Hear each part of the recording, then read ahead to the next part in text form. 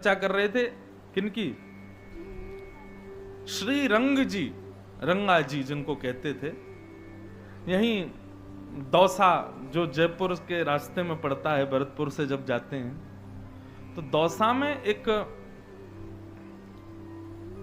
सरावगी हुए जैन व्यापारी, उनका नाम था श्री रंगा जी। उनका नाम तो वैसे श्री रंग जी था, पर रंगा जी कहकर के लोग बुलाते थे। तो रंग जी जो थे वो व्यापारी थे।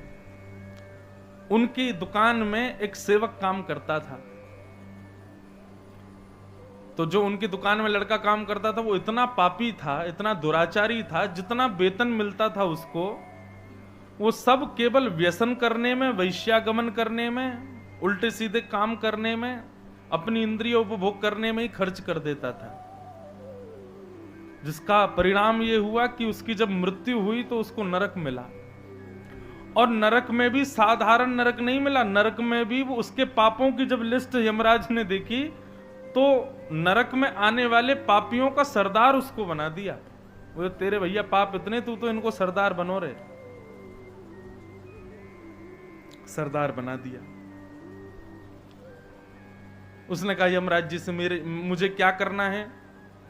बोले यमलोक में पापियों को पकड़ के लाते हैं, तो कहां से कब किसको लाना है ये निर्देश तुम ही दोगे। तुमको संकेत मिला करेगा और तुम दूतों को भेजा करना, ठीक है। कभी कहीं से पापी उठवावे, कभी कहीं से। एक बार उसके पास में संकेत आया, बोले दौसा से एक पापी को लेके आना है। जैसे उसने दौसा नाम सुना, बोले अरे दौसा तो मेरी जन्मभूमि है, यहां मैं किसी दूत को नहीं भेजूंगा, यहां तो मैं ही जाऊंगा, अपने परिवार को देख आऊंगा और जिन सेठ जी ने मुझे धन देकर के मेरे सारे व्यसन पूरे किए उनको भी देख आऊंगा। तो वो पापी दौसा खुद आया एक पापी को लेने। उसने सोचा अभी समय है, उसकी मृत्यु 3:30 बजे होनी है, अभी तो 2 ही बजे हैं, तब तक क्या करें। बोले चलो सेठ जी को थोड़ा समझाए आते हैं। और वो सेठ जी के पास गया तो दुकान में कभी कोई वस्तु गिर जाए, कभी कुछ गिरे, तो उन्होंने कहा ये हो क्या रहा है।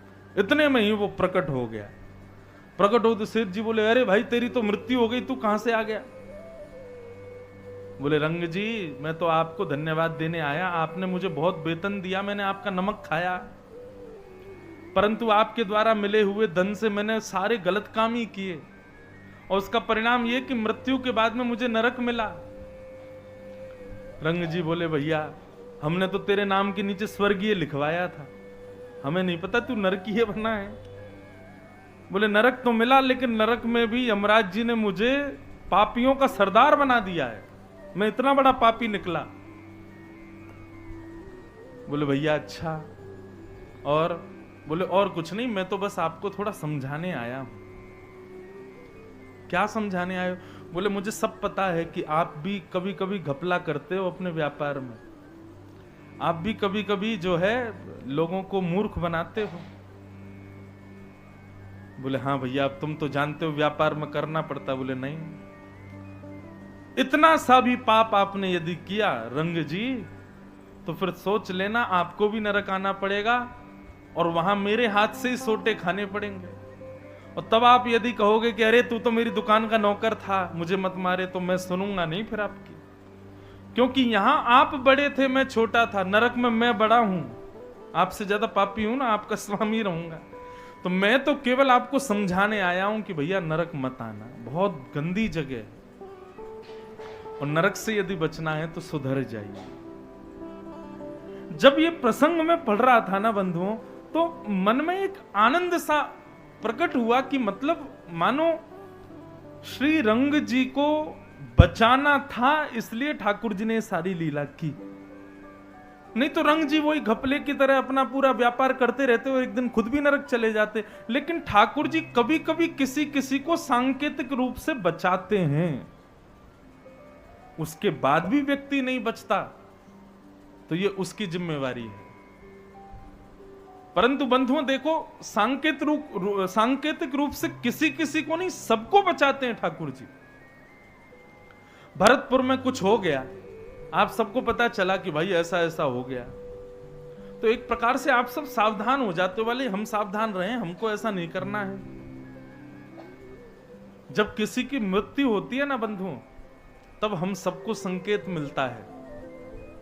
इसने बढ़िया घर बनाए, खूब धन कमाया, खूब व्यापार किया, खूब गाड़ियां खरीदी, सब कुछ किया इसने जीवन में, लेकिन आज इसकी गति देखो, 4 लोगों के कंधे पर चढ़ करके जा रहा है। राम नाम सत्य है, गोविंद नाम सत्य है, कृष्ण नाम सत्य है। इसके लिए धन प्रायोरिटी था, इसके लिए घर परिवार सब कुछ प्रायोरिटी था, लेकिन आज इसके साथ कुछ भी नहीं जा रहा है। केवल राम का नाम बोलते हुए 10-15 लोग जा रहे हैं। उसी समय संकेत मिलता है, ये राम नाम सत्य है हम क्यों बोलते हैं किसी की मरने पर, किसी की मृत्यु पर राम नाम सत्य क्यों बोला जाता है? बोलते तो सब हैं, लेकिन आज तक किसी ने पूछा नहीं कि क्यों बोलते हैं। जितने लोग जिंदे चल रहे हैं उनको सावधान किया जाता है, भैया धन सत्य है ना, परिवार सत्य है, बोले ना, पत्नी सत्य है नहीं, बच्चे सत्य है नहीं, सब कुछ था इसके पास, लेकिन देखो पीछे घूम करके कुछ भी साथ नहीं जा रहा है। सब लोग एक ही नाम बोलते हुए जाते हैं, क्या? केवल राम नाम सत्य है। इसलिए भैया जितने जीवित लोग हो, अब सावधान हो जाओ, थोड़े से संभल जाओ, सुधर जाओ, अब राम के नाम का आश्रय ले लो। इसलिए राम नाम सत्य बोला जाता है। पूरे नगर में बोलते हुए जाते हैं, जितने जीवित लोग हैं भैया, घर के अटारियों से जो देख रहे हैं, सब सावधान हो जाओ, केवल राम नाम सत्य है। इसके साथ कुछ भी नहीं जा रहा है, केवल राम का नाम जा रहा है, सब राम आश्रित हो जाओ। अब होता क्या है, 2-4 दिन तक के लिए तो लोगों में वैराग्य आता है, उसको बोलते हैं मरकट वैराग्य। कौन सा वैराग्य? मरकट वैराग्य। एक होता शमशान वैराग्य, एक होता मरकट वैराग्य। ये शमशान वैराग्य कैसा होता है? किसी की मृत्यु के बाद 2-3 दिन तक रहता है। संसार बड़ा भैया ऐसा ही है। कल मेरे संग गया था, चाय पी रहा था रात में, बढ़िया था, बिल्कुल कुछ कर ही नहीं रहा था, यूं कह रहा था बेटी पढ़ के आ गई, उसका ब्याह करना है, सब करूंगा। देखो क्या भगवान की रीति, देखो सुबह ही चला गया। ऐसा वैराग्य सब लोगों के भीतर आता है जब किसी की मृत्यु होती है, लेकिन फिर भी संभलते कितने लोग? 4 दिन का वैराग्य, उसके बाद सब लोग वही करने लग जाते हैं जो वो करके गया है। संकेत हम सबको दिलाते हैं ठाकुर जी, पर हम संभलते नहीं। भगवान ने धन्ना जी वो दूत गया और जाकर के बोले कि रंगा जी आप संभल जाओ, ये गपलाबाजी सब बंद कर दो, नरक आना पड़ेगा नहीं तो आपको। रंगा जी ने पूछा, तेरा परिवार भी रहता है यहां पर, तू सबको छोड़ केवल मुझे ही ज्ञान देने क्यों आया? बोले क्या पता ठाकुर जी की शायद इच्छा होगी, जब मैंने सुना कि दौसा से किसी को लाना है तो मैंने सोचा आपको बता चलूं कि संभल जाओ। बोले क्या, किसको लेने आए हो? बोले एक बंजारा रहता है 3री गली नंबर में। बोले हाँ, वो भी बड़ा दुष्ट है, मेरे जैसा ही पापी है। अच्छा, उसको बनाया पापी मैंने ही था, मेरे संग ही रहता था वो, उसी को लेने आया हूं। बोले वो तो बढ़िया घूम रहा है, उसको तो कुछ नहीं। बोले नहीं, वो अभी बैलगाड़ी लेके जाएगा, उसको बैल पागल हो जाएगा और बैल जो है सींग मारेगा, उस सींग के हृदय में जाते ही उसकी मृत्यु हो जाएगी, उसके सींग पे जाके मैं बैठूंगा, अभी समय हो गया।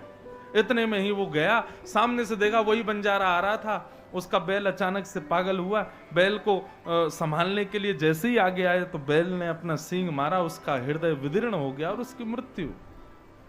बस ये दृश्य देखते ही रंग जी तो संभल गए। उसी दिन से उन्होंने अपना भजन बढ़ा दिया और इतना भजन किया, इतना भजन किया, तुरंत गुरु आश्रित हो गए। श्री रामानंदाचार्य जी के वंश शिष्य परंपरा में जाकर के उन्होंने दीक्षा ले ली। व्यापार करते थे लेकिन कृष्ण नाम, राम नाम और भगवत नाम गाते हुए करते थे। छल कपट बाजी ये सब कुछ छोड़ दिया उन्होंने। और एक बात बताएं, भक्ति यदि परिपूर्ण रूप से जीवन में आएगी ना तो सब छोड़ना नहीं पड़ेगा, ये छल कपट बाजी सब अपने आप छूट जाएगी। जो भक्ति युक्त नहीं है उसको समझाना पड़ता है कि भाई ये गलत काम है, इसको छोड़ दो। भक्ति युक्त होते ही छोड़ना नहीं पड़ेगा, अपने आप छूटेगा। मैं अपनी कथाओं में कहा करता हूं, नित्य तिलक लगाने वाला व्यक्ति, नित्य हाथ में कंठी माला रखने वाला व्यक्ति, नित्य धोती पहनने वाला व्यक्ति, उसको भगवान मिलेंगे ये जरूरी नहीं, पर गलत कामों से अपने आप बचता हुआ चला जाएगा। ये तिलक, ये कंठी माला, ये स्वरूप ये बचाता है दूषित कर्म करने से। बाहर लगी हो यदि गोलगप्पे की दुकान, आप जाके खा सकते हो, मैं नहीं खा सकता। मैं यदि गोलगप्पे की दुकान पर खड़ा भी हो गया, 4 लोग खड़े और हो जाएंगे, गोलगप्पे वाला भी सोचेगा आए आए पंडित जी गोलगप्पे खाओगे। क्यों? स्वरूप से ही उसको लगेगा कि ये कैसे आ सकते। तो कई जगह दूषित स्थानों पर जाने से आपका वैष्णव स्वरूप ही आपको रोकेगा। भक्ति का मतलब केवल भगवत प्राप्ति ही नहीं होता बंधुओं, भक्ति का मतलब जीवन में सुधराव भी होता है। भक्ति जब जीवन में आती है तो आप सुधरने का प्रयास करोगे नहीं, अपने आप सुधर जाओगे। प्रयास तो मानव को करना पड़ता है, भक्त को नहीं करना पड़ता। तो रंग जी सुधर गए और इतना भजन किया महाराज उन्होंने। बड़ी सुंदर उनकी पूरी लीला कथा बताई जाती है। एक बार रात्रि में उनके बेटे को भूत दिख रहे थे। उसने जाके पिताजी से कहा, पिताजी मैं जहां सोता हूं वहां रात्रि में भूत दिखाई देते हैं। तो रंग जी बोले, रुक जा, तेरी जगह मैं सोता हूं। तो बेटे की जगह रंग जी सो गए। रात्रि में जैसे ही भूत आया, तुरंत महाराज हाथ में जल लेकर के राम नाम से उसको मारने लगे। इतने में ही प्रेत प्रकट हो गया। बोले, भगवान मैं आपकी कृपा पाने के लिए आ रहा हूं। बोले, क्या कृपा चाहिए? बोले, आपने इतना भजन किया है, आप इतना भगवान का स्मरण करते हो, आप में इतनी सामर्थ्य है कि आप प्रेतों को मुक्त कर सकते हो। बोले, कैसे? बोले, आप एक बूंद जल अपने चरण में डाल दीजिए और आपके चरण का छुपा हुआ वो एक बूंद जल मुझ पे छिड़क दीजिए।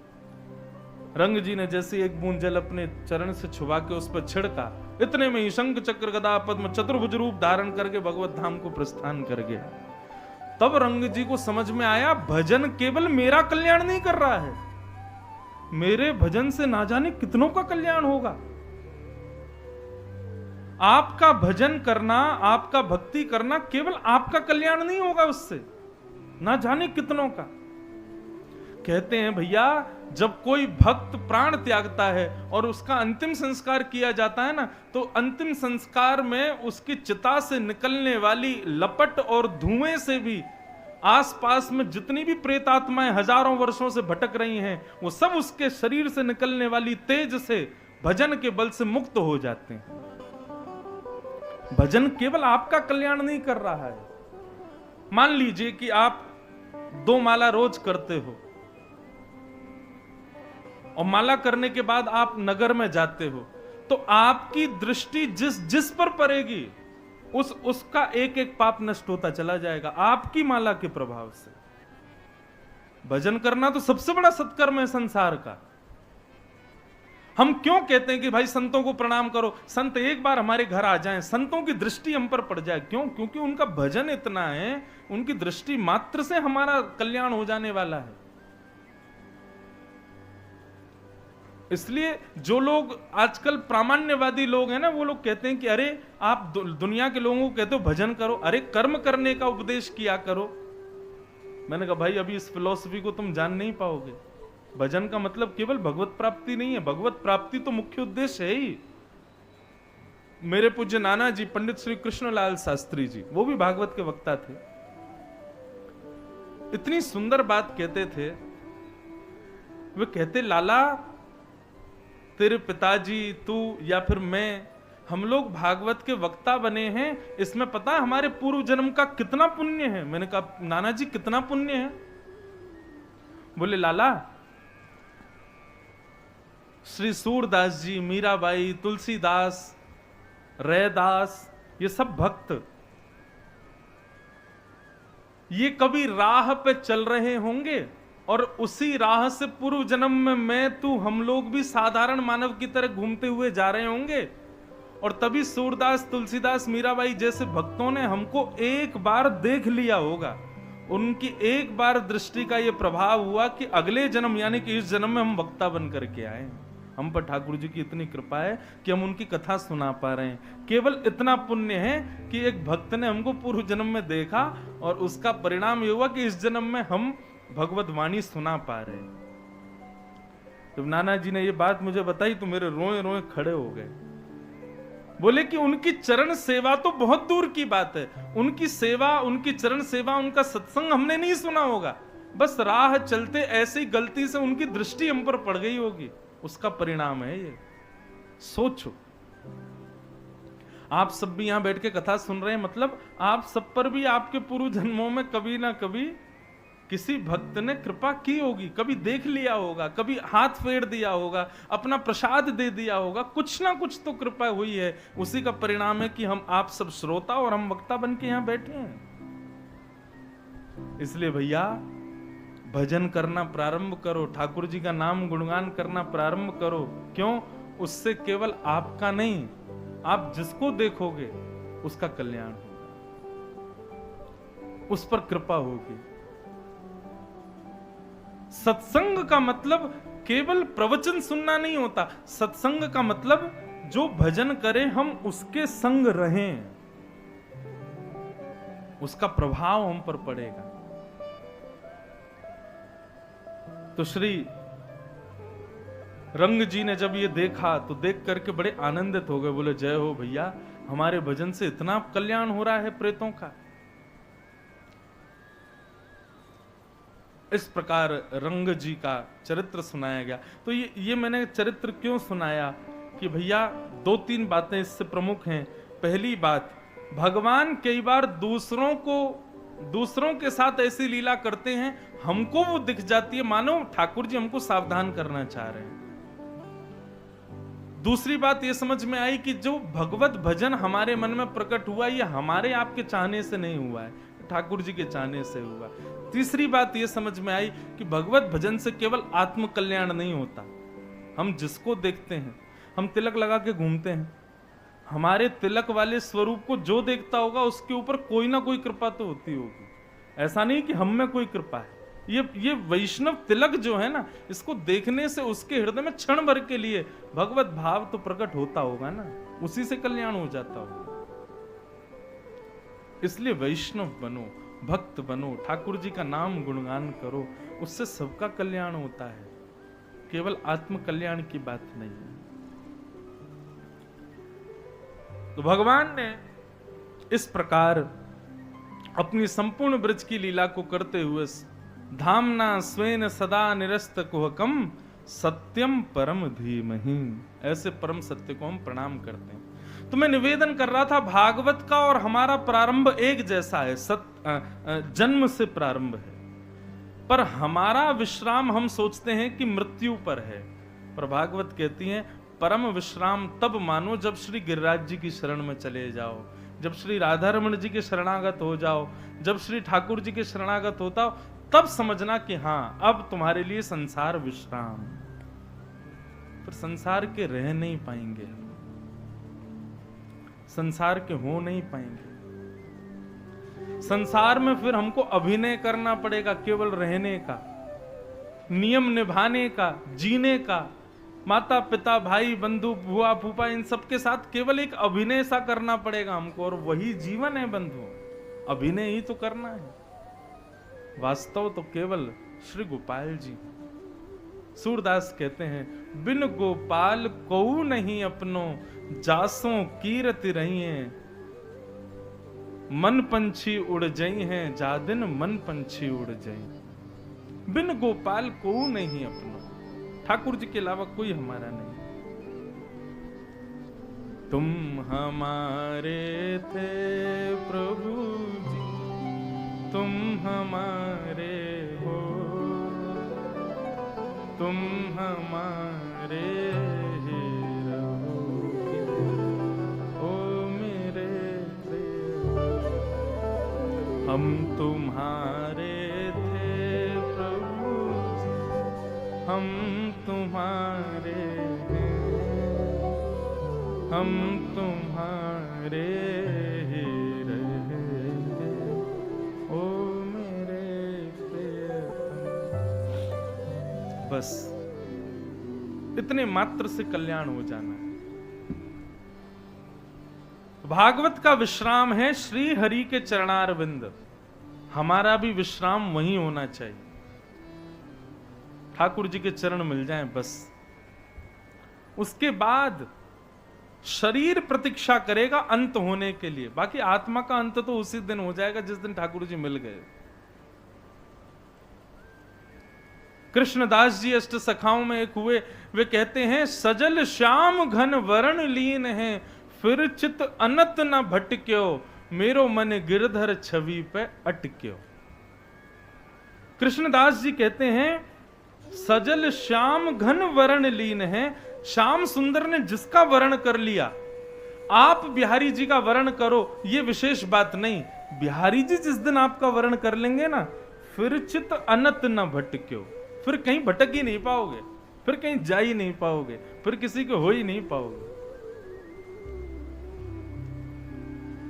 मेरो मन गिरधर छवि पे अटक्यो, फिर तो जहां देखोगे जिस भाव में रहोगे बस ठाकुर जी दिखाई देंगे, उनके अतिरिक्त और कुछ नहीं।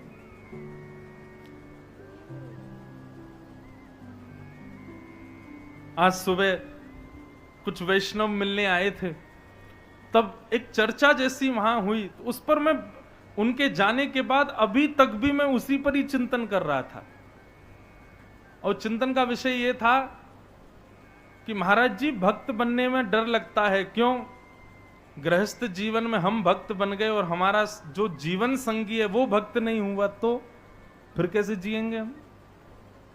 मतलब जुआरी के साथ रह सकते हैं, मदिरा पान करने वाले के साथ रह सकते हैं, उसके लिए हम भक्त ना बने। और भक्त बनने में केवल यह भय है कि सामने वाला भक्त नहीं हुआ तो। करमेती बाई का प्रसंग कभी पढ़िए। देखिए भक्ति में कई स्वरूप स्वभाव ऐसे हैं, वो थोड़े कड़वे लग सकते हैं लेकिन वो वास्तविकता है। हम भक्त इसलिए नहीं बने क्योंकि हम संसार में, संसार के उपभोगों में, संसार के व्यसनों में, संसार के भौतिकवाद में जीना चाहते हैं। हम भक्त इसलिए बने क्योंकि हम मुक्त होना चाहते हैं, हम ठाकुर जी को प्राप्त करना चाहते हैं। उसी पथ पर इसलिए हमने ये पथ चुना है। इसलिए मैं तो पहले ही सावधान कर देता हूं, या तो आओ ही मत इस पथ पर, आ गए हो तो फिर कमर कस के आना भैया, क्योंकि फिर बदल जाओगे पूरा जीवन। एक कल से एक व्यक्ति हैं, मैं जानता तो नहीं हूं उनको, वो तो कह रहे हैं हम तो महाराज जी एक ही दिन में ही बदल गए, अब 6 दिन में क्या करके जाओगे आप हमारा? मैं रुक जाओ, घर परिवार सब छुड़वा के जाएं तुम्हारा अभी।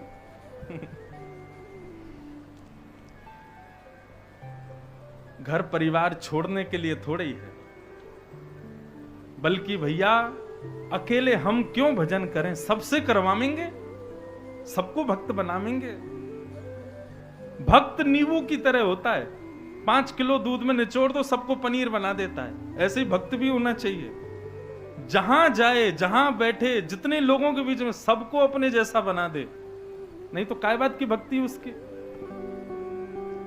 तो मन में विचार हो रहा था कि हम भक्त केवल इस भय से नहीं बने, भक्ति केवल इस भय से नहीं करें कि कल को हमारे जीवन में कोई विपरीत व्यक्ति आ गया तो, भक्त नहीं हुआ तो।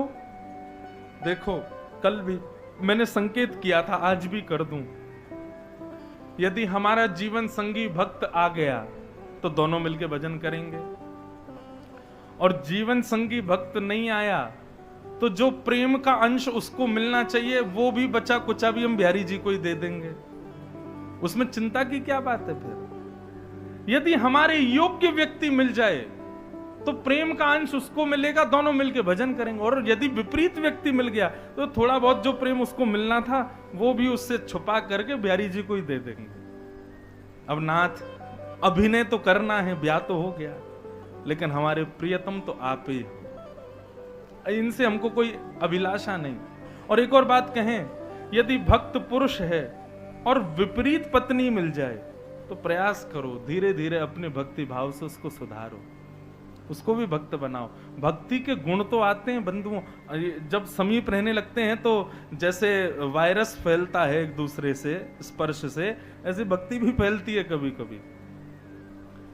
तो प्रयास अब ये समझ लो कि तुम्हारा जीवन ही यही है कि तुम्हारा उद्धार तो हो गया, तुम भक्त बन गए, अब इसका और करना है, इसको और बनाना है। लेकिन उसके बाद भी ना बने तो फिर छोड़ो उसको राम भरोसे, उसके हिस्से का जो प्रेम है वो भी ठाकुर जी को ही दो, फिर बस अपना जीवन व्यतीत करो। अब देखो, अब ऐसे तो हम पर चरित्र आते जाते हैं मन में। एक चरित्र है श्री अंगद जी महाराज का। जगन्नाथ जी के भक्त हुए श्री अंगद जी। उनकी पत्नी बड़ी भक्त थी, लेकिन अंगद जी भक्त नहीं थे। अंगद जी पत्नी के भक्त थे, पत्नी जगन्नाथ जी की भक्त और अंगद जी पत्नी के भक्त। पत्नी कथा में जाती, संतों के पास जाती, वैष्णवों का संग करती, पर अंगद जी कहते देवी तुमको जहां जाना है जाओ, लेकिन हमारी तो यहीं से राम राम है, हमसे मत कहना चलने के लिए।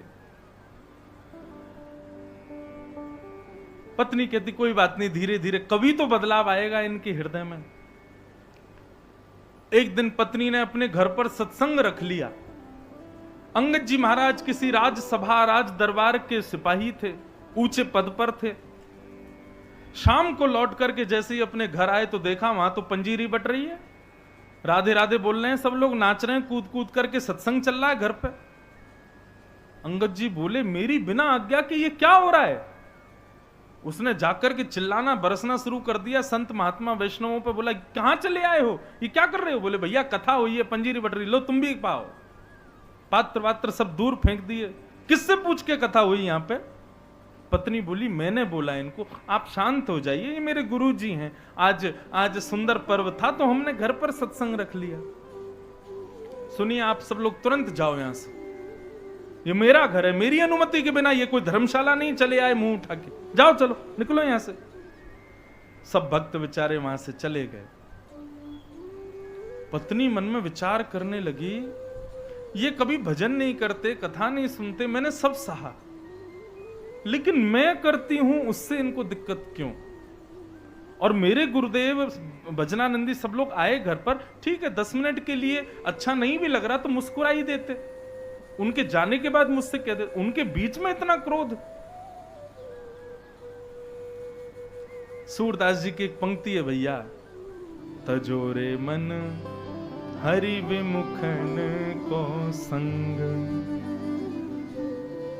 जाके संग कुमति उपजत है, पड़त भजन में भंग। तजोरे मन हरि विमुखन को संग।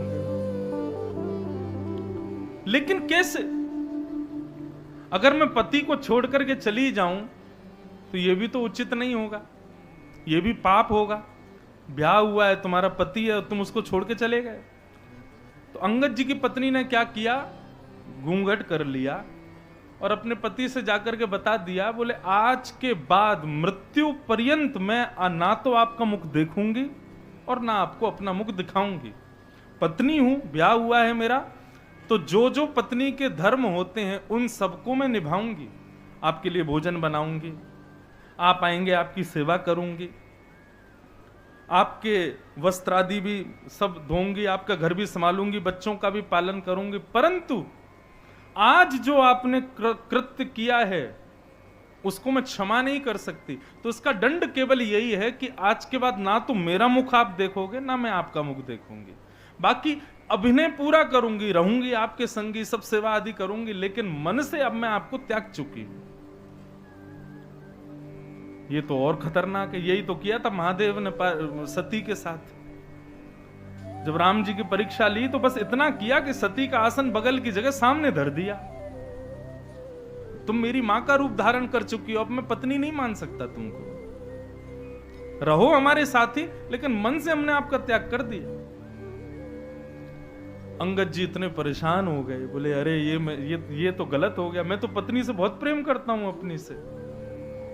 खूब मनाया लेकिन नहीं मानी, चरणों में गिर जाती, बोले आपके पांव पूज रही हूं मैं कि मुझसे अब जिद मत कीजिएगा कि अपना मुख दिखाओ।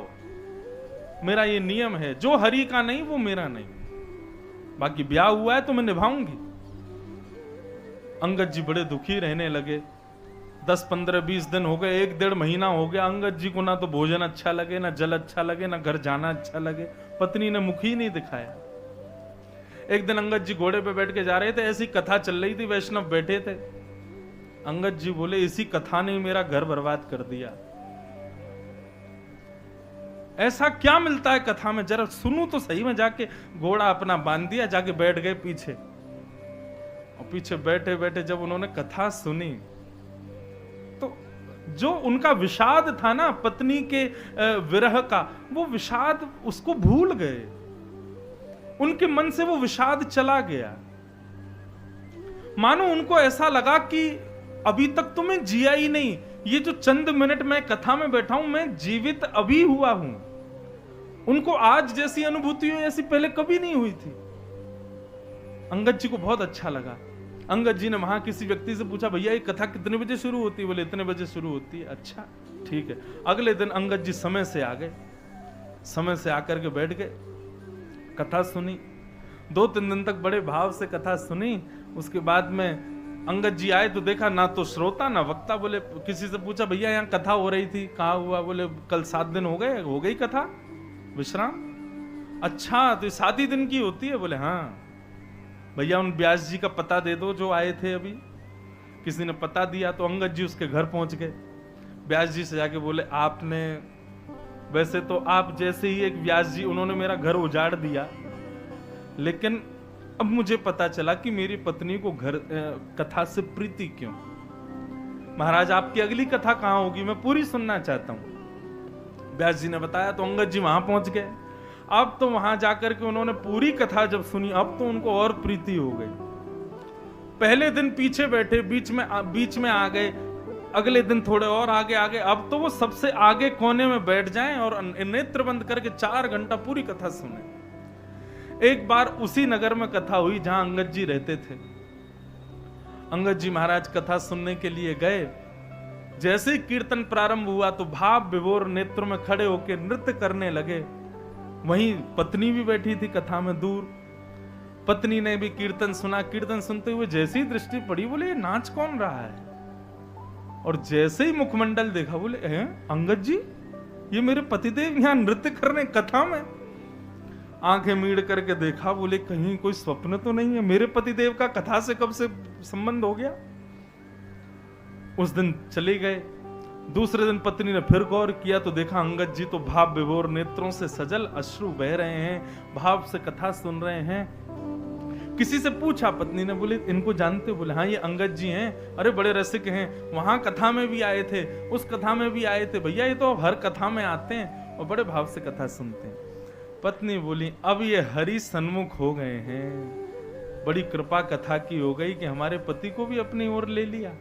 आज जैसे ही अंगद जी कथा सुन के घर लौटे तो पत्नी ने अपना घूंघट ऊपर कर रखा था। अंगद जी महाराज आते ही बोले, देवी मैं आ गया हूं, घूंघट कर लो। पत्नी बोली, नहीं अब घूंघट की जरूरत नहीं है। क्यों? बोले क्योंकि अब आप हरि सन्मुख हो गए हो, अब आपको कथा से, सत्संग से, ठाकुर जी से प्रेम हो गया है। तो आप जब परिवर्तित हो गए तो मैंने भी अपना नियम तोड़ दिया कि अब आज के बाद मैं आपसे मुख नहीं छुपाऊंगी। लीजिए, देख लीजिए मेरा मुखमंडल। अंगद जी बोले, देवी एक बात सत्य बोलूं, बुरा तो नहीं मानोगी? बोले हाँ बोलो। बोले पहले तुम मुझे बड़ी बढ़िया लगती थी, तुम्हारे रूप को देखने में मुझे बड़ा आनंद आता था, पर जब से मैंने श्याम सुंदर के बारे में सुना, श्री जी के बारे में सुना, किशोरी जी के बारे में सुना, विश्वास मानना तुम केवल दृष्टि में सुंदर हो, वास्तविक सुंदरता तो हमारे श्यामा श्याम की है। अब तो उन्हीं को देखने की इच्छा है, अब इन नेत्रों से तुमको देखने की इच्छा नहीं हो रही, क्षमा करो मुझे। पत्नी बोली, मैं वारी जाऊं आप पे, अब तो मेरा मन हो रहा है कि बस अब मैं और आप दोनों संग ही भजन करेंगे और संग ही श्यामा श्याम के दर्शन करेंगे। ऐसे श्री अंगद जी का चरित्र। आगे और भी बहुत बड़ा चरित्र फिर किसी दिन सुनाऊंगा। परंतु बंधुओं, ये बात उन लोगों के लिए जो भयभीत होते हैं, भक्त बनने में काय को भयभीत हो रहे हो? क्यों? कल को भक्त नहीं मिला तो, हमारा जीवन संगी भक्त नहीं हुआ तो, अरे नहीं हुआ तो उसके अंश का प्रेम भी ठाकुर जी को दे देंगे, और नहीं तो ठाकुर जी की इच्छा होगी तो उसको भी भक्त बना ही देंगे ठाकुर जी। बाकी भैया हमने तो अपने लाल जी से कह रखा है, अपने ठाकुर जी से, मैं ठाकुर जी तुम्हारी 3 समय की रोटी चलती रहे, हमारी कथा चलती रहे, यदि आप ऐसा चाहते हो तो ऐसी ही लाना, नहीं तो हमारी कथा छूटे, आपकी सेवा छूटे, ऐसी मत कर दी हो। तो ऐसे ही अपने ठाकुर जी से प्रार्थना किया करो। आहा, तो भैया वैष्णव भक्त बनने से अपना ही नहीं सबका कल्याण, भक्ति के पथ के पथिक बन गए तो आप सबका कल्याण करोगे, अपना ही नहीं। धर्म प्रोजित कई तवोत्र परमो निर्मत्सराणां सतां वैद्यं वास्तवमत्र वस्तु शिवदं तापत्रयोन्मूलनम् श्रीमद्भागवते महामुनिकृते किं वा परैरीश्वरः सद्यो हृद्यवरुध्यते त्रिकृतिभिः शुश्रूषुभिस्तच्छणा। बंधुओं, 4 बातें हैं भागवत के श्रोताओं को जो समझनी है। पहला, भागवत का विषय क्या है। दूसरा, भागवत का अधिकारी कौन है। तीसरा, भागवत सुनने से हमारा किससे संबंध होगा। चौथा, भागवत सुनने का कराने का प्रयोजन क्या है। ये 4 बातें ध्यान से सुनो। तो सबसे पहले भागवत का विषय क्या है। भागवत सुनने से बहुत ज्ञान हो जाता है, भागवत सुनने से पाप नष्ट हो जाते हैं, भागवत सुनने से हमारे पितृ मुक्त हो जाते हैं, भागवत कराने से जीवन के सारे अनिष्ट नष्ट हो जाते हैं। ये सब बातें कहने की हैं बस। वास्तविकता भागवत सुनने का विषय क्या है ये सुनिए। धर्म प्रौजित कई तवोत्र परमो। भागवत सुनने के बाद, कथा सुनने के बाद आपके हृदय में परम धर्म करने की इच्छा प्रकट होगी। परम धर्म किसे कहते हैं। धर्म और परम धर्म 2 बातें। धर्म का मतलब जो केवल हम अपने सुख के लिए, अपने परिवार के लिए करते हैं वो सब धर्म है। आप व्यापार करते हो ये धर्म है, आप नौकरी करते हो ये धर्म है, 3 समय की रोटी मिले उसके लिए मेहनत करते हो ये धर्म है, आप सुबह समय से जाकर के दुकान खोलते हो, रात्रि लौट के घर आते हो, ये धर्म है, पत्नी की सुध लेते हो, बच्चों का ध्यान रखते हो, ये सब धर्म है। परंतु इसमें अपने देह और दूसरे के देह के सुख का विचार है, वही धर्म। पर परम धर्म में देह नहीं, आत्म कल्याण की भावना होती है। समझ में आ रही है बात।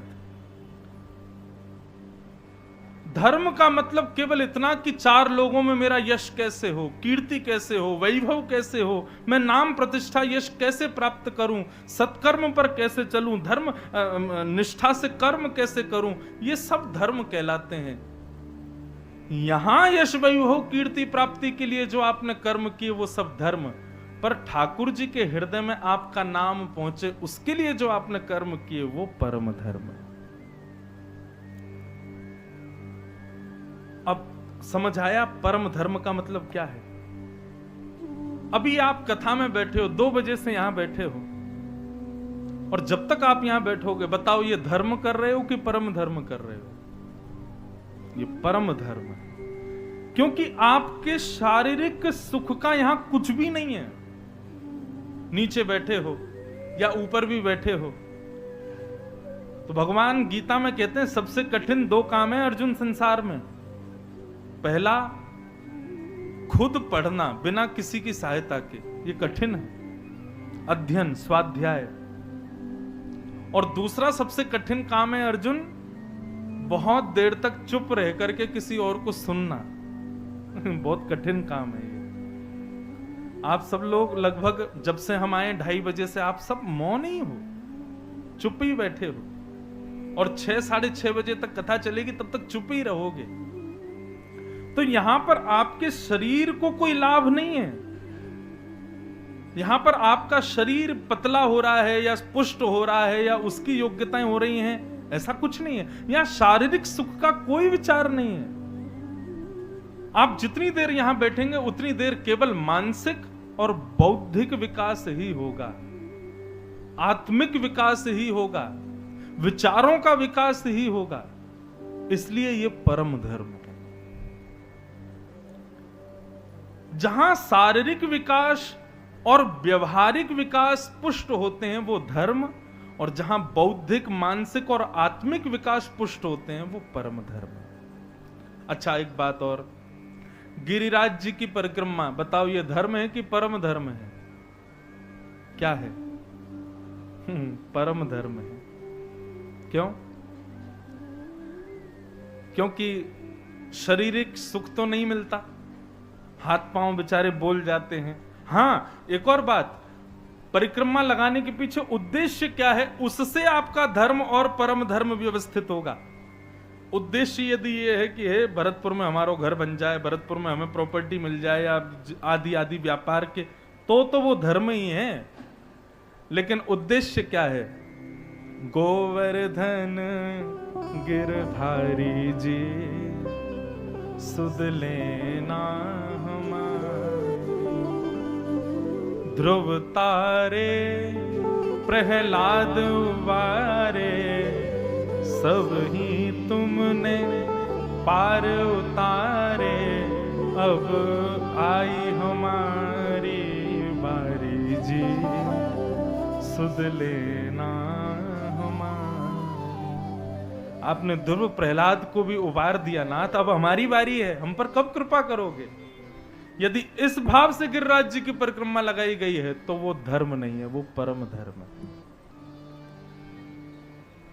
इस लोक के लिए जो क्रियाएं हैं वो सब धर्म, परलोक के लिए या वृंदावन के लिए या ठाकुर जी की प्राप्ति के लिए जो क्रिया, वो परम धर्म।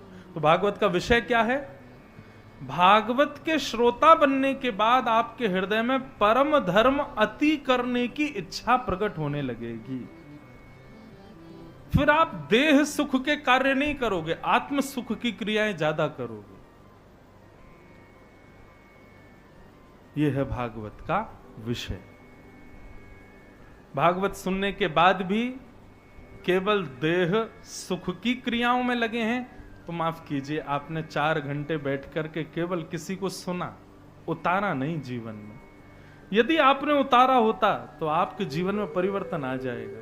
मैंने कितने लोगों को देखा है, सत्संग के कुछ बिंदु सुनने के बाद में उनका जीवन परिवर्तित हो जाता है। अब क्या है, बोले महीने में एक बार तो वृंदावन आना ही है, संतन की सेवा करनी है, ब्रजरज माथे से लगानी है, नित्य ठाकुर जी का स्मरण करना है। ऐसे परिवर्तन कितने लोगों के जीवन में देखे। तो जहां पर आत्म कल्याण की भावना आ जाती है वो परम धर्म कहलाता है। देह कल्याण की भावना जहां है वो परम धर्म नहीं, वो धर्म कहलाता है। तो भागवत का विषय परम धर्म का बीज बोना हमारे अंदर, ये भागवत का विषय। दूसरी बात, भागवत का अधिकारी कौन है? बोले महाराज जी, जिस नगर में कथा हो वहां के नगरवासी सब अधिकारी हैं ना। कई लोग दूर दूर से भी आते हैं कथा सुनने, कई लोग आमंत्रित आते हैं। तो कथा का अधिकारी कौन है? आमंत्रित लोग, व्यवस्था प्रमुख लोग, नगरवासी लोग, कौन है कथा का अधिकारी? तब यहां कहा गया निर्मत सराणाम सताम। चाहे नगरवासी हो, चाहे आमंत्रित हो, चाहे दूर से आए हुए हो, यदि उनके हृदय में निर्मत्सरता है तो ही वो अधिकारी है, नहीं तो वो अधिकारी नहीं है। निर्मत्सरता किसको कहते हैं? किसी और की उपलब्धियों से जलने वाला व्यक्ति, किसी और की उपलब्धियों से विचलित होने वाले व्यक्ति को मात्सर्य व्यक्ति कहते हैं। और ऐसी स्थिति जिसकी नहीं है, जो दूसरे की उपलब्धि से उसके हृदय पर ज्यादा असर नहीं पड़ता, ऐसा व्यक्ति ही कथा का अधिकारी है। हम तो इसका एक प्रमाण दें, 7 दिन कथा सुनना और देखो चाहे कितना भी छुपा लो, हमको सब पता है, हर व्यक्ति का कोई ना कोई वो जरूर होता है जिससे उसको ईर्ष्या हो जाती है। हम सबके जीवन में एक ना एक व्यक्ति ऐसा होता है जिससे हमको कभी ना कभी ईर्ष्या होती है, कभी ना कभी उसके प्रति द्वेष भाव आता है, उसकी उपलब्धियों से हमको ज्यादा प्रशंसा नहीं होती। तो हमारी कही एक बात मानना, 7वें दिन 15 तारीख को जब यहाँ कथा पूरी हो ना, कथा का प्रसाद पाने के बाद में शाम को उसी व्यक्ति से मिलने जाना। यदि उसको देख करके अब भी आपके हृदय में कुछ जलन जैसी अनुभव हो तो समझना अभी कथा हमने नहीं सुनी। लेकिन उसको देख करके अब आपके हृदय पर कोई पीड़ा ना हो, आपके हृदय में कोई विचलितता ना हो, उसकी उपलब्धि देख करके आपके हृदय में किसी भी प्रकार की अब ज्वलनशीलता ना होती हो, तब फिर बिहारी जी को जाके धन्यवाद के आना। जय हो बिहारी जी, आपने बड़ी कृपा की, कथा हमारे जीवन में आ गई तो हमारे हृदय से मात्सर्य दोष नष्ट हो गया। समझ में आई बात? तो 7वें दिन 15 तारीख को एक बार चेक कराना सब लोग कि कथा हमारे भीतर आई है कि नहीं। कथा आई होगी तो मात्सर्य दोष नष्ट हो जाएगा, तो कथा नहीं आई होगी तो अभी भी मात्सर्य ही होगा, दूसरे से जलना, दूसरे के प्रति ईर्ष्या। आजकल व्यक्ति अपने दुख से कम दुखी है, दूसरे के सुख से ज्यादा दुखी है। वो इतना सुखी क्यों, वो इतना सुंदर क्यों, उसके पास इतना धन क्यों, उसके पास इतनी प्रॉपर्टी क्यों, उसका इतना नाम क्यों, उसका इतना यश क्यों, हर बात से हम चिढ़ रहे हैं। ये ज्वलनशीलता, इसी को ही मात्सर्य दोष कहते हैं। और ये मात्सर्य दोष भागवत से नष्ट होता है। यदि नष्ट नहीं हुआ तो इसका मतलब क्या है? डॉक्टर दवाई दे और फिर भी रोग दूर ना हो, डॉक्टर बोलेगा यार 1 हफ्ते का कोर्स कराया था, रोग तो दूर होना चाहिए, फिर भी क्यों नहीं हुआ? दवाई ले रहे थे समय से, बोले हाँ आपने कहा था सुबह शाम भोजन के बाद लेनी है, ले रहा था मैं। भोजन क्या करते थे? बोले पूड़ी कचौड़ी आलू की सब्जी, और महाराज कभी, अब यहाँ के तो हलवाई नहीं पता, हमारे वृंदावन में तो क्या मिलता है सुबह, बेड़ई कचौड़ी बढ़िया घी में डाल डाल करके पा रहे थे महाराज। डॉक्टर बोले अरे परहेज तो करना था, परहेज तो किया ही नहीं तुमने, दवाई से काम थोड़ी चलेगा। तो इसी प्रकार भैया कथा है दवाई, और कथा में बताए गए जितने भी भाव हैं वो सब हैं परहेज। परहेज नहीं करोगे, केवल कथा सुन जाओगे तो रोग दूर थोड़ी ही होगा। तो रोग दूर हुआ है कि नहीं एक बार देख लेना 7वें दिन। ईर्ष्या यदि नष्ट हो गई हो, द्वेष यदि नष्ट हो गया हो, तो समझिएगा कि हमने औषधि और परहेज ढंग से किया। अब कोई वर्जिश करने जिम तो रोज जा रहा है, अखाड़ों में रोज जा रहा है, उठा उठा करके महाराज वो क्या बोलते हैं वेट, अपनी वर्जिश तो खूब कर रहा है, लेकिन घर पे आके आलू के पराठे खा रहा है, घी उड़ा रहा है, मक्खन खा रहा है, परहेज बिल्कुल भी ना करे तो उसका जाना व्यर्थ नहीं है। ठीक उसी प्रकार भैया यहाँ बताई गई भाव जो है ये परहेज हैं, और कथा जो है ये औषधि है। औषधि लो और संग में परहेज करो, तब रोग निवृत्त होगे। और रोग की निवृत्ति मैंने बता ही दिया है कैसे पता करना है कि रोग निवृत्त हुए कि नहीं। दोष आपका संग बिना आपके प्रयास से छोड़ दें। कोई सिगरेट पीता था, कोई तंबाकू खाता था, कोई किसी के प्रति ईर्ष्या रखता था, किसी के प्रति लोभ रखता था, ये जितने भी दोष हैं संसार के, ये बिना प्रयास के केवल कथा सुनने से अनायास ही छूट जाएं। तब समझना कथा ने आपके ऊपर प्रभाव किया है। आपने कथा को नहीं सुना, कथा ने आपको स्वीकार किया, और 7 दिन बाद भी वैसे ही रहे जैसे 7 दिन पहले थे। लेकिन एक बात बोले, इसकी हम गारंटी दे रहे हैं, कुछ तो बदलाव आएगा। ज्यादा ना ही आवे, 1% ही आवे, आएगा जरूर। इतना तो हमें हमारी भागवत जी पे विश्वास है। भागवत की कथा में इतनी सामर्थ्य तो है, थोड़ा ही सही बदलाव तो करती है जीवन में। और कोई अनावृत सुनता रहे समय समय पर, तो धीरे धीरे परिवर्तन आने लग जाते हैं अनायास ही। तो भागवत का अधिकारी कौन? जिसके हृदय में मात्सर्य दोष नहीं। तो पहले बताया भागवत का विषय, फिर बताया भागवत का अधिकारी, अब बताया जा रहा है कि भागवत सुनने से हमारा संबंध किससे होगा। तो वैद्यम वास्तवमत्र वस्तु शिवदम वस्तु प्रस्तुत वेणुनादल हरि निर्वाण निर्व्याकुलम स्रस्तः स्रस्त निबद्धनी विविलशद गोपी सहस्त्रावृतम हस्तन्यस्तन तापवर्ग मखिलोदारम किशोराकृति। कथा सुनने के बाद में श्याम सुंदर अपने लगने लगेंगे, प्रिय लगने लगेंगे, उन्हीं से ही प्रीति हो जाएगी। मैं तो अपनी कथा में कहा करता हूं बंधुओं, भागवत की कथा सुनने के पीछे उद्देश्य क्या है आपका? कहीं सस्ती पॉपुलैरिटी तो नहीं कि हम कथा करा लें, हमारा थोड़ा नाम हो जाए। कहीं कोई और उद्देश्य तो नहीं, कहीं पितरों की मुक्ति तो नहीं, कहीं दुखों से निवृत्ति तो नहीं। अगर इन सब भावों से आप कथा सुन रहे हैं तो आपसे हाथ जोड़ के क्षमा मांग रहे हैं कि आपके दर्द तो सिर में हो रहा है, दवाई पेट दर्द की खा रहे हो, दर्द ठीक नहीं हो। ये सारी क्रियाएं भागवत सुनने से संपन्न नहीं होंगी। भागवत से तो केवल एक ही चीज मांगो, क्या? श्री कृष्ण हमारे हो जाएं बस। यदि आपने ये मांगा तो भागवत जी निश्चित यही वस्तु दे देंगे। बाकी आप और किसी साधन को मांगने के लिए भागवत जी के पास आओगे तो आपकी वो मनोकामना पूरी नहीं हो पाएगी। यहां पर भागवत तो केवल ठाकुर जी को प्रदान करती है। फिर मीराबाई की तरह गाएंगे, के प्रभु गिरधर नागर, ये तो आवत प्रेम के मोल रे। यही बात समझानी है जो अंतिम पंक्ति है मीराबाई की, कि वैद्यम वास्तव मत्र वस्तु शिवदम, भागवत केवल और केवल कृष्ण से कृष्ण की प्राप्ति करा सकती है। भागवत से और कोई मनोकामना मत रखिएगा, क्योंकि भागवत का विषय यह है कि 7वें दिन आपके अंदर प्रेम प्रस्फुटित होगा, और जब प्रेम प्रस्फुटित होगा तो प्रेम के वशीभूत कृष्ण ही मिलेंगे और कोई नहीं मिलेगा। इसलिए भैया भागवत से और कोई कामना मत करना।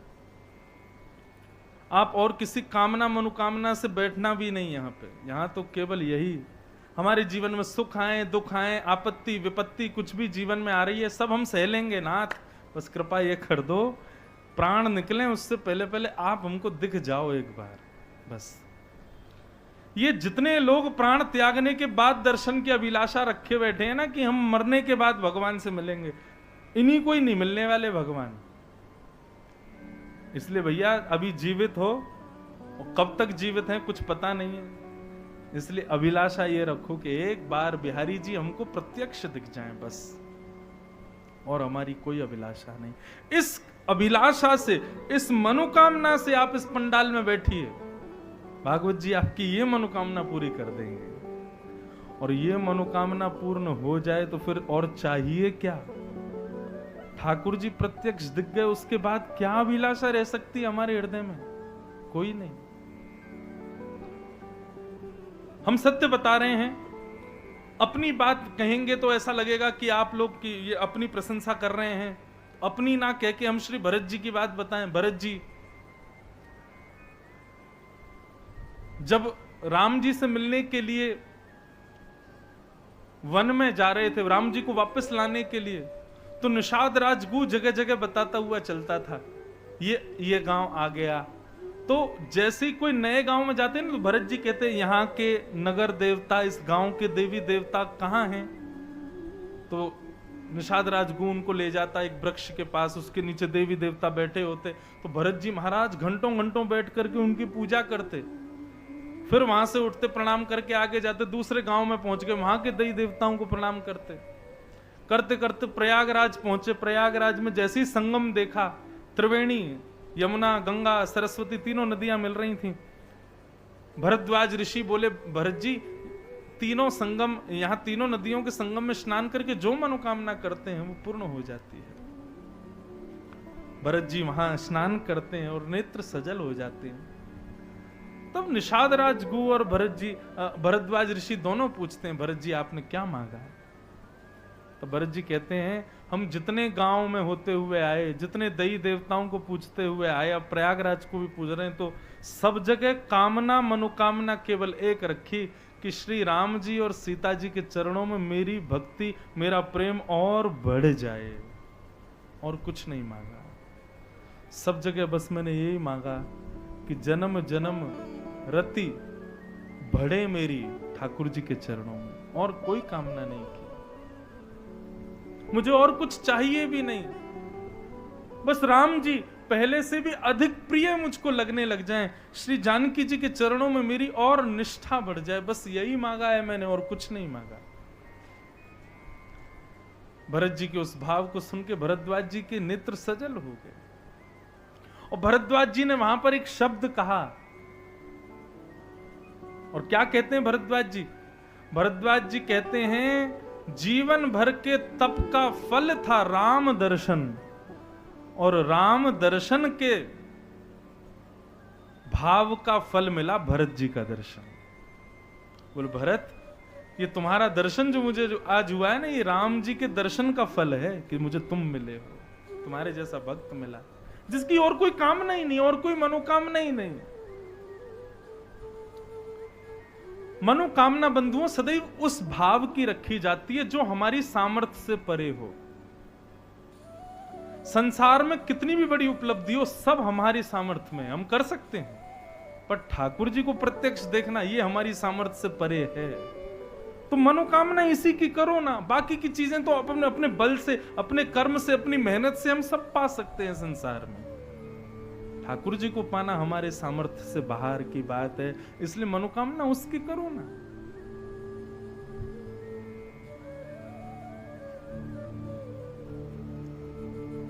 तो विषय, अधिकारी, संबंध। अब चौथी बात, भागवत का प्रयोजन क्या है?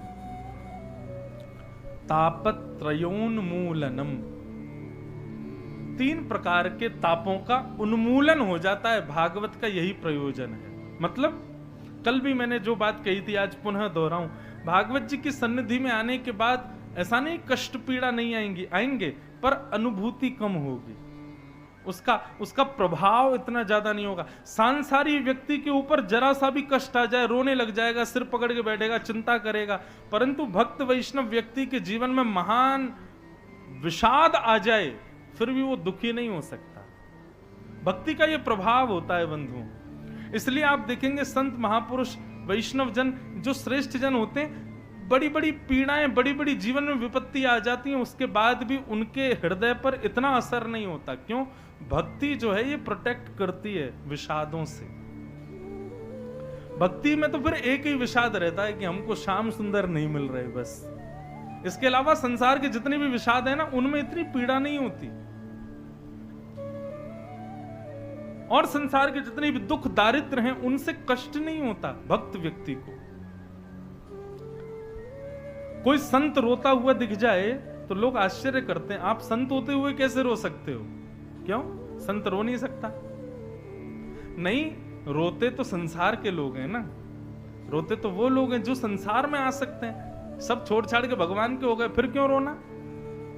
ठीक वैसे ही बंधुओं, भक्त जो हैं वो संसारिक विपत्तियों पर, संसारिक विषादों पर ज्यादा रुदन नहीं करते, ज्यादा व्याकुल नहीं होते। उनकी व्याकुलता का कारण तो केवल श्याम सुंदर की अप्राप्ति ही है, बस, और कोई नहीं। तो भागवत का प्रयोजन क्या है? संसार के जितने विषाद हैं आएंगे तो सही, लेकिन उनकी पीड़ा नष्ट हो जाएगी, पीड़ा नहीं होगी, फिर पीड़ा समाप्त हो जाएगी। तापत्रयोन्मूलनम, इस प्रकार ये भागवत का दूसरा श्लोक सुनाया गया। अब भागवत के तीसरे श्लोक में वक्ता को समझाया गया। अभी तक श्रोता समझा रहे, अब वक्ता को क्या समझना चाहिए? निगम कल्प तरोर्गलितम फलम सुख मुखादमृतद्रव संयुतम पिबत भागवतम रसमालयम मुहुरहो रसिका भुवि भावुका। निगम कहते हैं वेद को, ऋग्वेद, यजुर्वेद, सामवेद, अथर्ववेद, इन चतुर्वेदों को ही निगम कहते हैं। हम कहते हैं आगम निगम पुराण बखाना गाते हैं, तो ये आगम निगम क्या है? निगम मतलब वेद, वेद रूपी कल्प वृक्ष का पका हुआ फल है श्रीमद् भागवत। मतलब वृक्ष की जितनी ऊर्जा होती है, जितनी शक्ति होती है, जितना तत्व होता है, वो फल में होता है और कहीं नहीं होता। फल यदि आपने खा लिया, चख लिया, सेवन कर लिया, तो वृक्ष की जितनी ऊर्जा है वो सब आपके भीतर आ जाएगी, जितना रस है वो सब आपके पास आ जाएगा। तो वेदों का जितना जितना ऊर्जा तत्व है, जितना बल है, जितना रस है, वो सब भागवत में विद्यमान है। तो निगम कल्पतरोर गलितम फलम, तो ये भागवत जो है वेद रूपी कल्प वृक्ष का फल है। और सुख मुखाद मृत द्रव्य संयुतम, सुखदेव जी के मुख लग जाने से ये भागवत रूपी फल अमृत के समान हो गया। तोता यदि फल में मुख लगा दे तो वो मीठा हो जाता है, लेकिन तोता यदि मीठे फल में मुख लगा दे तो वो अमृत बन जाता है। सुखदेव जी के मुख लग जाने से ये अमृत समान हो गई। अब यहां पर एक बात, ये वक्ताओं को समझाने के लिए, लेकिन आप लोग भी सुनो। भागवत वेद रूपी कल्प वृक्ष का पका हुआ फल है और उसके वक्ता कौन है? बोले सुखदेव जी। तो सुखदेव जी की जो आकृति है बंधुओं, वो कैसी है? तोते के समान बनाई गई। अभी भागवत जी के बगल में आप देखेंगे तो सुखदेव जी दिखाई दे रहे होंगे। सुखदेव जी तोते के रूप में, तो क्या वक्ता को तोता बन के बैठना चाहिए? नहीं, तोते का एक स्वभाव होता है, वो स्वभाव वक्ता के अंदर होना चाहिए। तोते का स्वभाव क्या होता है? आम के पेड़ पर चील भी जाके बैठेगी, लेकिन मांस ढूंढेगी, आम नहीं खाएगी। आम के पेड़ पर कबूतर भी जाकर के बैठेगा, लेकिन आम नहीं खाएगा। आम के पेड़ पर बाकी के पक्षी भी जाकर के बैठेंगे, परंतु आम नहीं खाएंगे। आम कौन खाएगा? बोलो, जैसे ही तोता आकर के बैठेगा तो भीतर प्रवेश करेगा, सुंदर फल कौन सा है अपनी बुद्धि विवेक से ढूंढ के उसमें चोंच डाल करके उसका रस स्वयं भी लेगा, और जैसे ही चोंच निकालेगा तो उसका जो रस थोड़ा बहुत टपकेगा, नीचे गिरा करके कुछ चींटी मकोड़ी आदियों को भी दे देगा। मतलब यही स्वभाव वक्ता का होना चाहिए। यहां इस व्यासपीठ रूपी वृक्ष पर चील बनकर के ना बैठे। चील बनकर के मतलब केवल दक्षिणा ऐंठने के लिए नहीं बैठे। यहां पर कबूतर बन के नहीं बैठे। कबूतर मतलब केवल ये सब मेरे भक्त हो जाएं, मेरे पीछे पीछे दौड़े, मेरी इतनी फैन फॉलोइंग हो जाए, इसलिए नहीं बैठे यहां पर। यहां पर तो सुख बन करके बैठे। और सुखदेव का स्वभाव क्या है? वो ये नहीं विचार करता कि वृक्ष के बाहर क्या है। वृक्ष के भीतर एक सुंदर फल है, उस फल में मुख लगा के खुद भी रस लेवे, और जैसे ही रस लेवे चोंच बाहर निकाल करके उस रस को औरों को भी बटोर दे। ये सुख का स्वभाव होना चाहिए, ये वक्ता का स्वभाव होना चाहिए। इसलिए भागवत में सुखदेव जी की पूजा होती है। ये सुखदेव जी की पूजा आपके कल्याण के लिए नहीं होती, ये वक्ता को बार बार दिखाने के लिए होती। बेटा, चील और कबूतर नहीं बनना यहां बैठ के, सुख ही बनो। ये भागवत रूपी रस है, पहले इससे खुद आनंदित हो, रसयुक्त हो जाओ, और फिर सामने जितने लोग बैठे इनको भी रस में डुबो दो। इसलिए तुम यहां सुख बन करके बैठो। इसलिए कई बार क्या होता है बंधुओं, जब मैं जाता हूं, कोई मुझसे प्रश्न करता है तो मैं कहता हूं जब मैं व्यासपीठ पे बैठूं तभी पूछना। क्यों? नीचे तो हम कुछ भी हो सकते हैं, लेकिन व्यासपीठ पे बैठे उस समय सुखदेव जी का थोड़ा अंश तो आ जाता है। वहां जो उत्तर आएगा ना, वो कल्याणकारी होगा, वहीं पूछना। तो इसलिए पिबत भागवतम रसमालयम मुहुरहो रसिका भुवि भावुका। ये लीजिए एक नया कॉन्सेप्ट। भागवत सुनने का विषय नहीं है। भागवत सुनने के लिए आप लोग यहां नहीं बैठे। भागवत सुनने का विषय नहीं है। तो पिबत भागवतम रसमालयम, भागवत पीने का विषय, भागवत पीने की वस्तु। भागवत को पियो। आप कहोगे महाराज ये तो वैसे ही हो गया कि आप बोल रहे हो सेब पियो, चीकू पियो, हैं केला पियो, भागवत पियो। आप बोल रहे हो, हम सुन रहे हैं।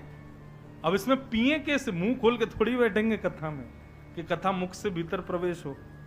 नहीं, पिबत भागवतम रसमालयम, पीने का मतलब क्या होता है बंधुओं? जरूरी नहीं है हम मुख से ही पीते हैं।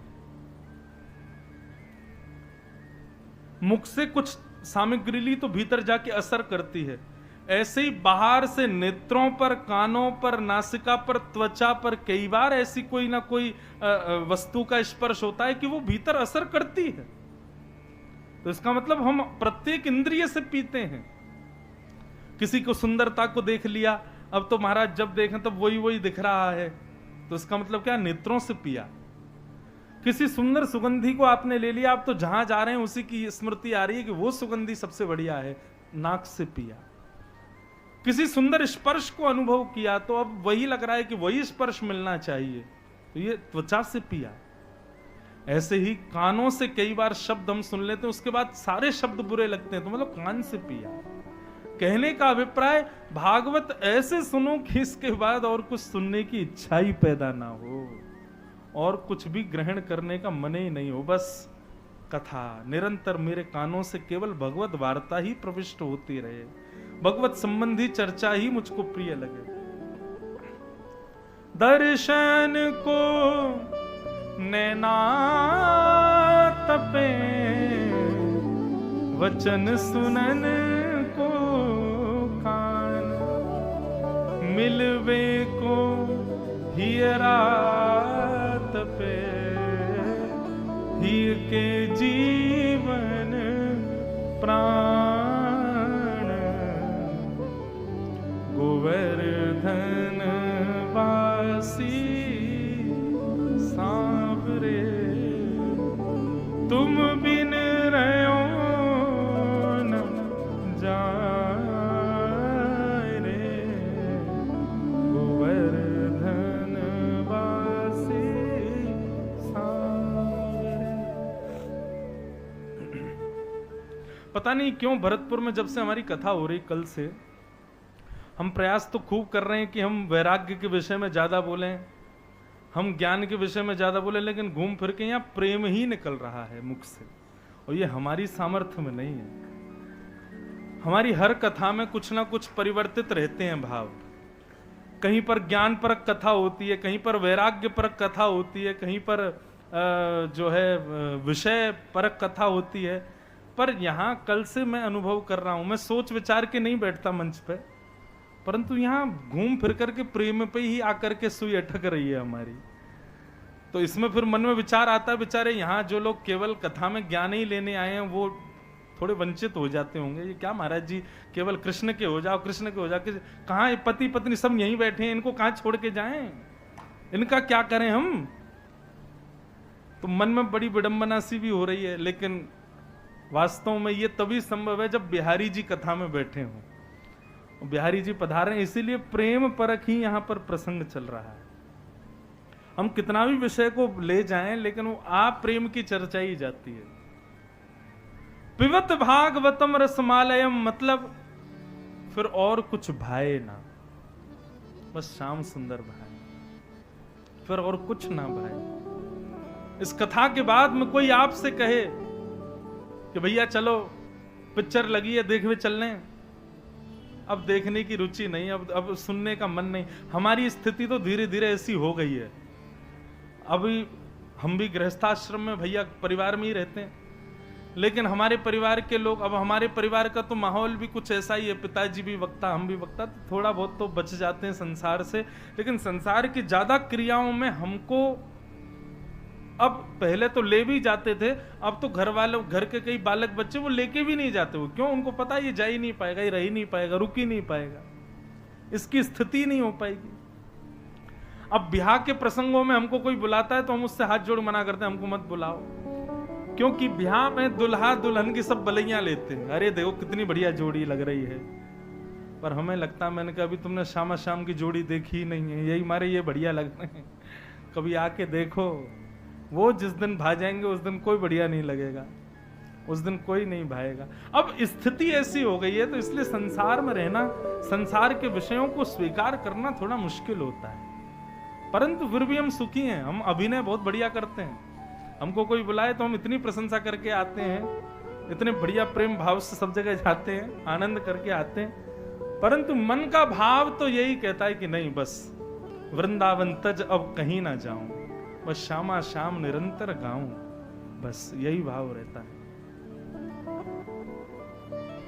तो पिबत भागवत सुनने का विषय नहीं, भागवत पीने का विषय है। पीने का एक और अभिप्राय, आप जिस वस्तु का पान करोगे वो असर करेगी, मतलब भागवत आपके ऊपर असर करे, ऐसे सुनो। कोई असर ही ना हो रहा तो फिर सुनने का कोई अभिप्राय नहीं। असर हो, दिखने लगे, आव भाव विचार सब बदलने लग जाएं, तब समझो। तो ये भागवत के 3 श्लोकों में मंगलाचरण किया।